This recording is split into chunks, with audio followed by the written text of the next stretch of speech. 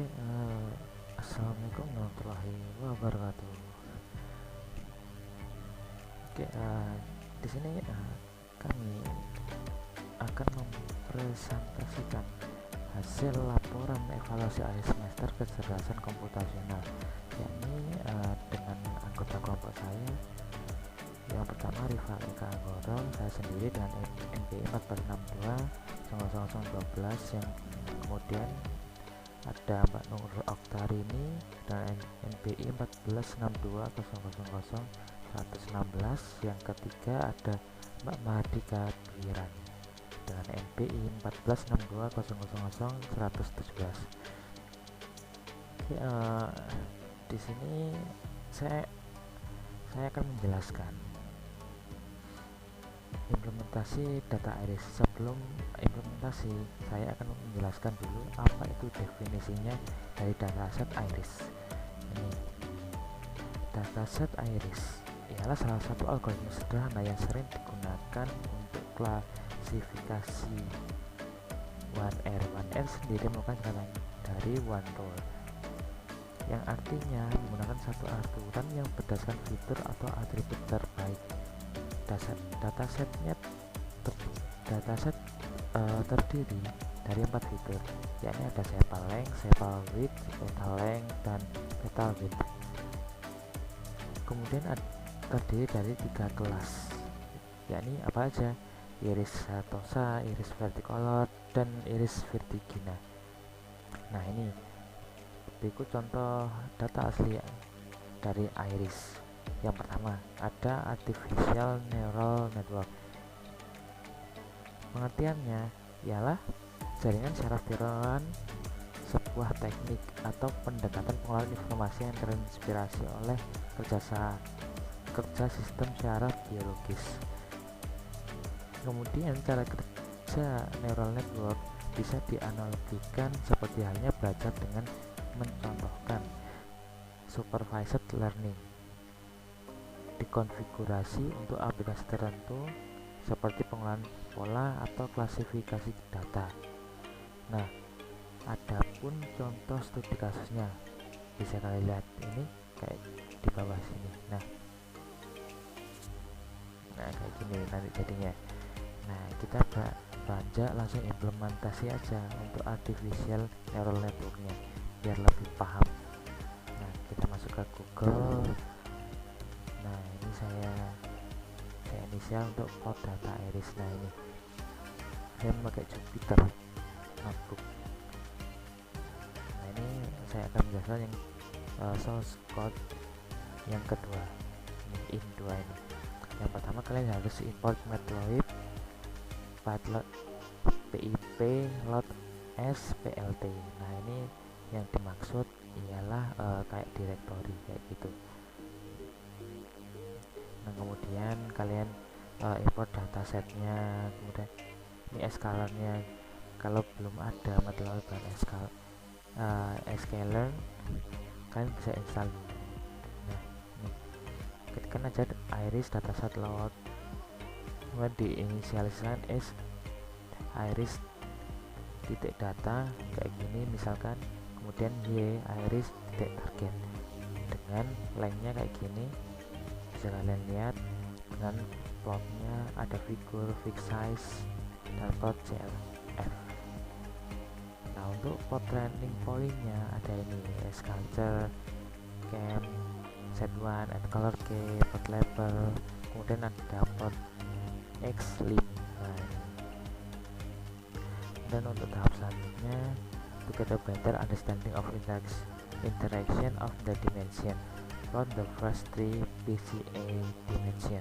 Nah, ini bisa di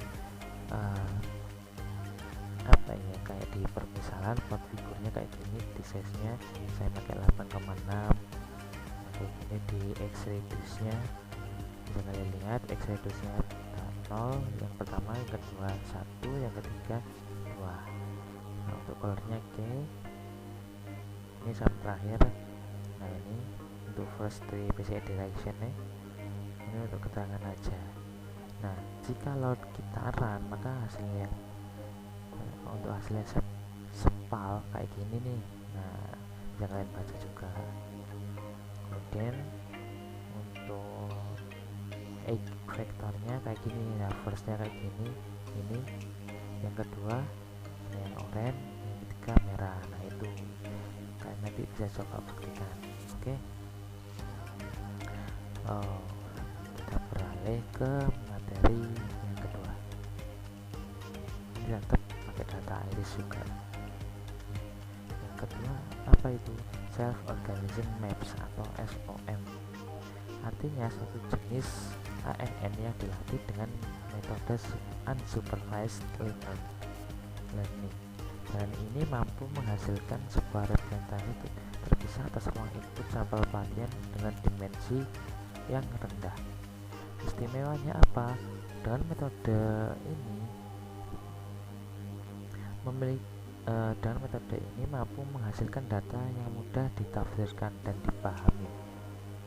Sebab SOM menerapkan pengurangan dimensi dan pengelompokan grid. Kemudian cara kerjanya kayak gini. SOM terdiri dari dua lapisan penting, input dan output, atau bisa disebut map feature. Kemudian tahap awal SOM dimulai dari inisialisasi bobot ke vektor. Selanjutnya vektor dipilih sebagai sampel acak-acak. Vektor yang telah dipetakan kemudian dicari. Tujuannya untuk mengetahui mana bobot yang paling mewakili vektor input. Nah ini bobot yang dipilih kemudian dihargai menjadi vektor sampel acak. Angka ini akan membantu map untuk tumbuh ya. Bentuk paling umum yang dibentuk ya persegi atau heksagonal. Nah kayak gitu. Ini contoh spesialisnya, ini contoh source code-nya bisa dilihat. Nah ini nanti kita akan pakai juga.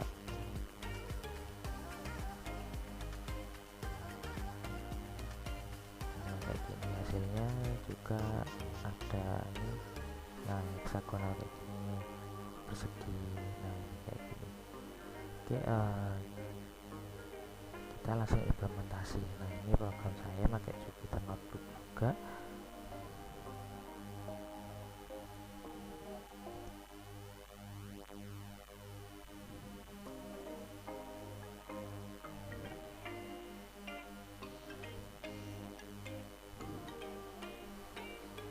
Nah ini yang pertama saya importkan nabi SNP.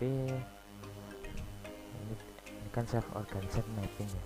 Ini saya yang pertama import nabi map random, dan ini masukkan patternsnya berapa, classes, ini file name nya apa, iris data.txt. Nah kayak gini. Ini form untuk perulangannya kayak gini.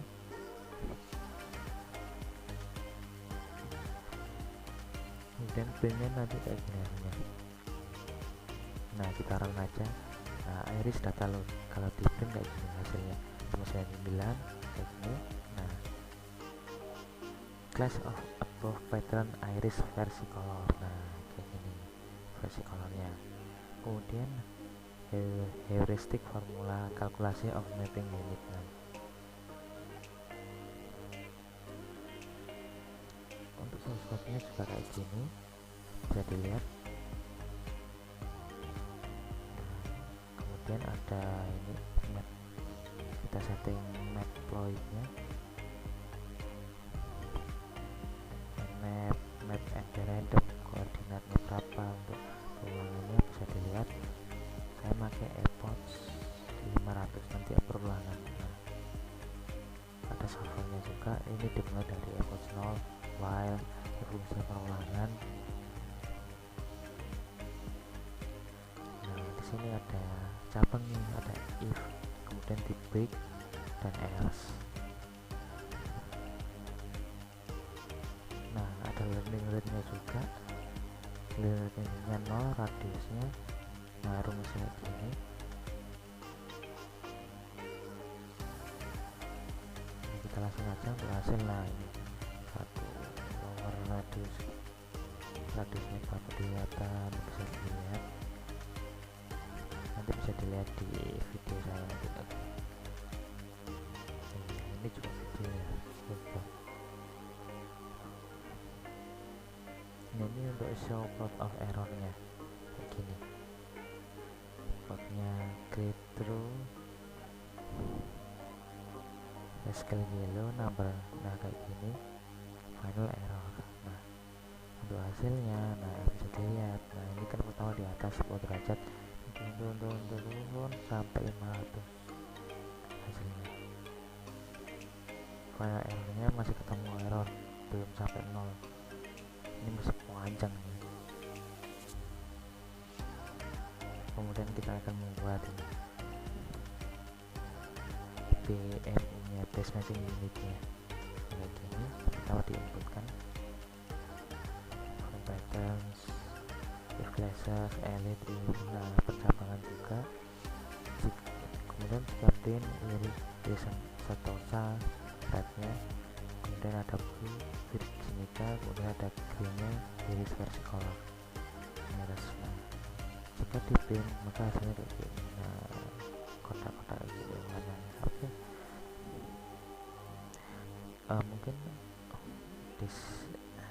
Mungkin untuk tipe-tipe dataset iris selanjutnya sebenarnya sih masih ada banyak, cuma ini saya kelompok jadi ada bagian-bagiannya. Ini nanti bisa dijelaskan oleh dua anggota saya lagi, mungkin bisa Mbak Okta kemudian Mbak Dika. Oke, langsung pindah ke data selanjutnya yang dijelaskan rekan saya. Assalamualaikum warahmatullahi wabarakatuh. Perkenalkan, nama saya Nur Afarini. Di sini saya perwakilan dari kelompok 3 akan menjelaskan materi dalam perseptron. Sebelum itu, perseptron adalah salah satu metode jaringan syarat tiruan atau JST sederhana yang menggunakan algoritma framing untuk melakukan klasifikasi secara linear. Perseptron digunakan untuk melakukan klasifikasi sederhana dan membagi data untuk menentukan data mana yang masuk dalam klasifikasi dan data mana yang misklasifikasi atau di luar klasifikasi. Perseptron dalam jaringan syarat tiruan memiliki bobot yang bisa diatur dalam suatu ambang batas atau biasa yang disebut dengan threshold.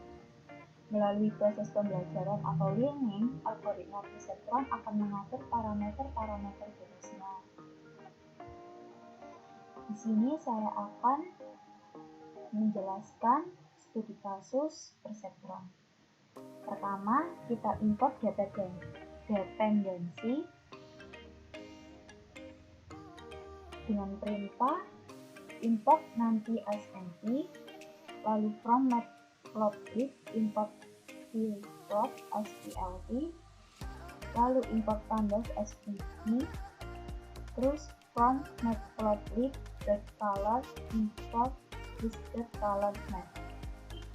Setelah import dependensi selesai dan berhasil, kita masuk ke pembuatan objek perseptron pertama dengan mengetikkan plus perseptron buka kurung objek.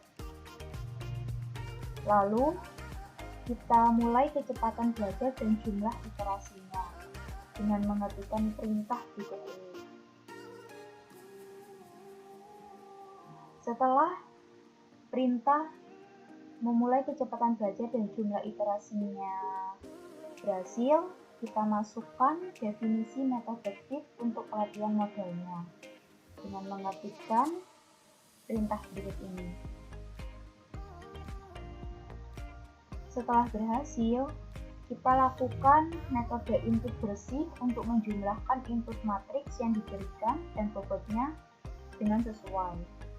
Dengan mengetikkan def net_input self x, lalu return np.x self.break 1 plus self.break 0. Setelah berhasil, kita lakukan metode prediksi untuk memprediksi klasifikasi input datanya dengan melakukan perintah def predict self x. Lalu kita return np.where self.net_input x, lalu 0.0, 1, dan 1. Setelah itu, kita lakukan pengambilan dan persiapan data dengan mengetikkan perintah berikut ini. Setelah selesai, kita lakukan pelatihan dan evaluasi modelnya. Ketikkan perintah berikut ini untuk mengetahui hasil evaluasi modelnya. Jika hasil evaluasi modelnya berhasil, kita lanjut ke mendefinisikan fungsi yang memplot daerah keputusan dengan mengetikkan def plot underscore decision underscore regions x, y, classifier, resolution sama dengan 0.02. Lalu kita atur generator penanda dan peta warnanya. Di sini kita lakukan peta warnanya bebas ya, sesuai dengan yang diinginkan. Lalu untuk plot permukaan keputusan, ketikkan perintah berikut ini. Setelah itu masuk ke plot contoh kelasnya. Ketikkan perintah ini. Setelah selesai, kita tampilkan hasil akhir dari model perseptronnya dengan mengetikkan perintah plot underscore decision underscore regions x, y, classifier sama dengan classifier. Lalu plt.show. Setelah berhasil akan muncul hasilnya seperti berikut ini.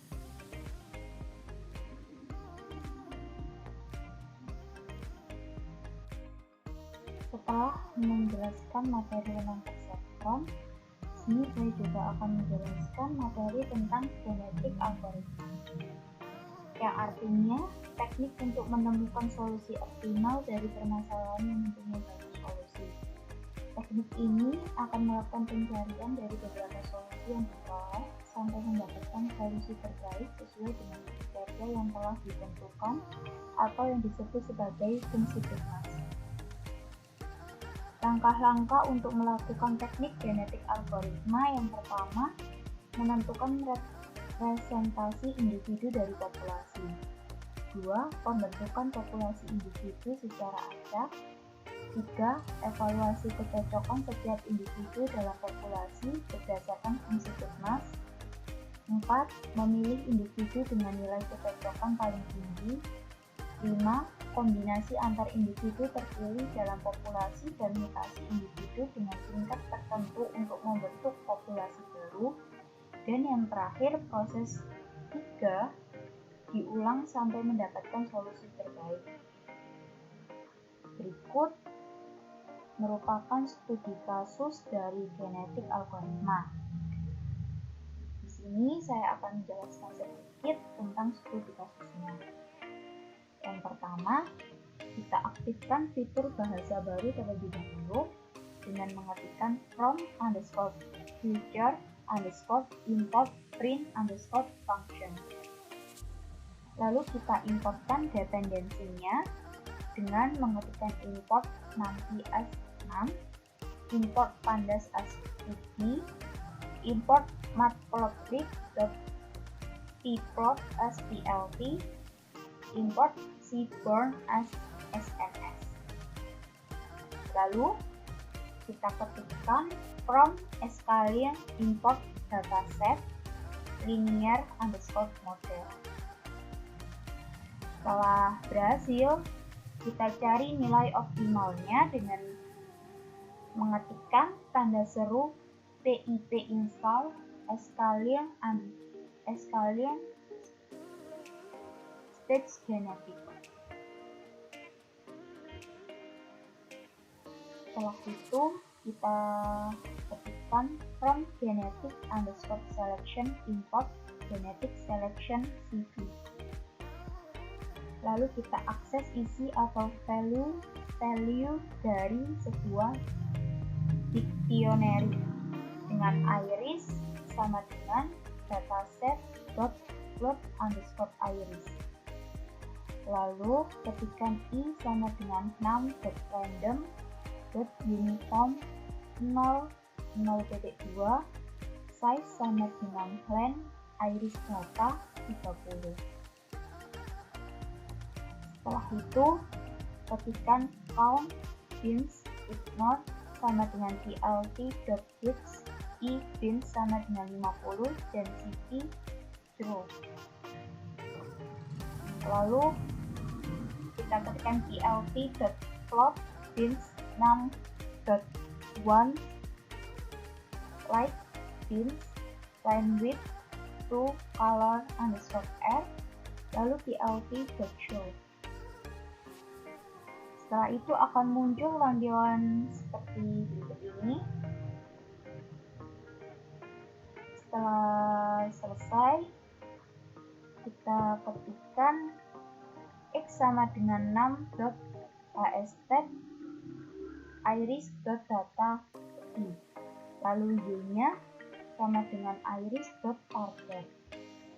Data 1 sama dengan pd.dataframe, data sama dengan 6.c iris data iris target kolom iris future underscore name plus target underscore name.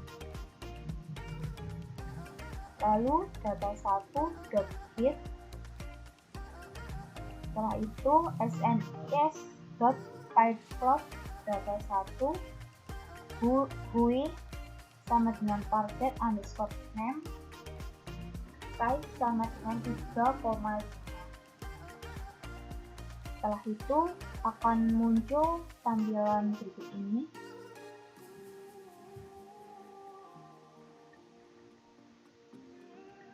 Setelah selesai, kita ketikkan perintah berikut ini.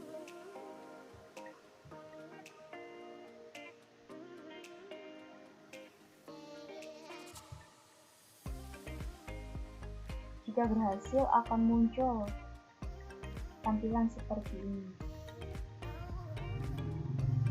Jika sudah selesai, kita ketikkan print selector support. Ini untuk menampilkan supportnya. Dan isi false. Sekian penjelasan sedikit tentang studi kasus pembuatan studi kasusnya. Bila ada salah kata, mohon dimaafkan. Wassalamualaikum warahmatullahi wabarakatuh. Assalamualaikum warahmatullahi wabarakatuh. Melanjutkan dari teman saya, jadi sekarang implementasi partikel SO atau PSO di Python menggunakan data iris, dataset iris.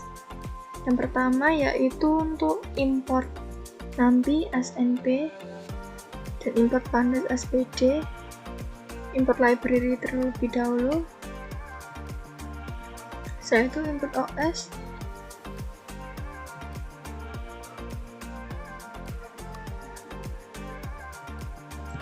nah di sini juga ada import library-nya, ada import matplotlib untuk membuat plotnya, seaborn, NumPy, dan pandas lagi. Di sini ada iris data pd.csv untuk memasukkan data iris. Yang ini tandanya datanya diambil dari situs Kaggle ini.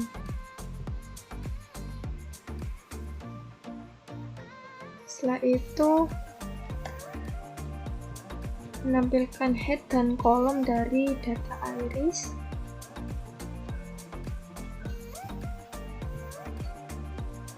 Hasilnya ini indeksnya. Setelah sudah, SNSet dan histogram, kemudian X label, petal length cm untuk X sumbu X, dan Y label count atau perhitungan untuk sumbu Y. Setelah itu ditampilkan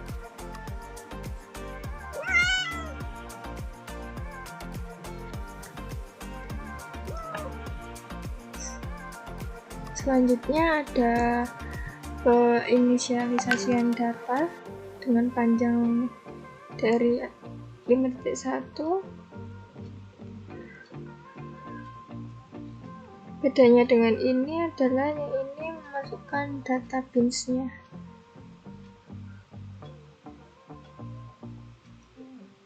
Kita ke bawah lagi, di sini untuk menekan swarm plot partikel S-nya di X sama dengan iris setosa. Headnya tadi ya, Y sama dengan 1, datanya iris data. Pemberian X label sama Y labelnya tidak ada. Ada 2 jadi ada 3. Nah ini selanjutnya untuk sort list data, pengaturan X nya itu sort dan Y nya untuk arrange.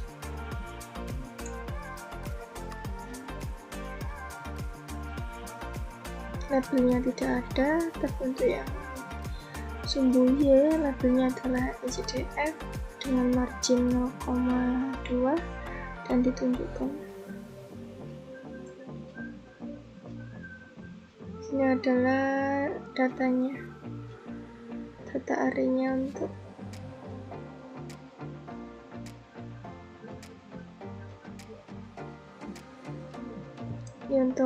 array-nya dicetak menggunakan stylus brush.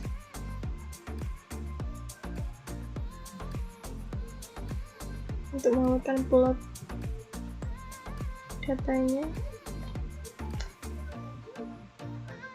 dibagi 100, markernya sama dengan D, warnanya sama dengan merah, jadi yang ditandai merah-merah ini dengan red diamond. Sudah, ini ada box plot, ini labelnya, ini perhitungannya.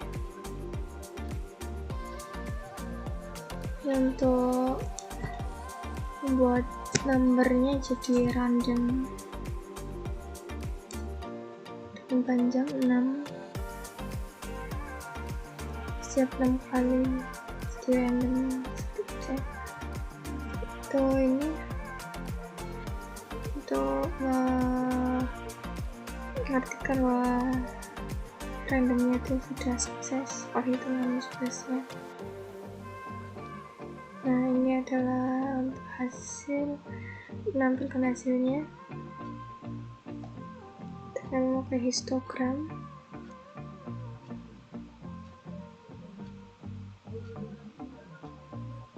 Ini random binomialnya.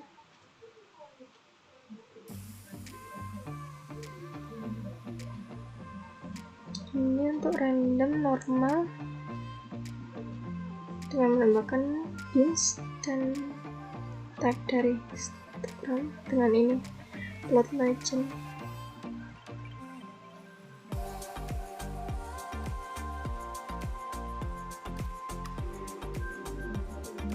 Nah jadinya seperti ini.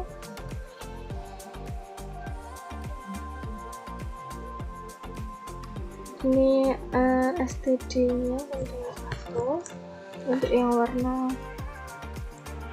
biru, yang STD 3 yang warna merah, STD 10 yang warna hijau, sesuai warnanya masing-masing gambar. Setelah sudah, untuk yang terakhir kita menggunakan plotnya lagi di dalam bentuk linear seperti ini. Ke bagian SVM, sama seperti kedua tadi, SVM juga membutuhkan import library untuk awal-awal. BS nanti pandas SPD, import OS, matplotlib untuk menggambarkan plotnya, dan scalar untuk SVM. Ini untuk memasukkan dataset iris, membaginya -50, terus habis itu men-split datanya agar tidak ada nilai 0 biasanya. Setelah sudah,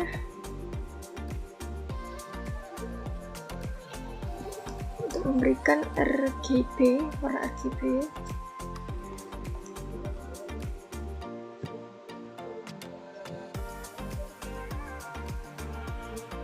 scatter untuk menampilkan plotnya, nanti isi plotnya. Ada juga legend untuk line 2D nya.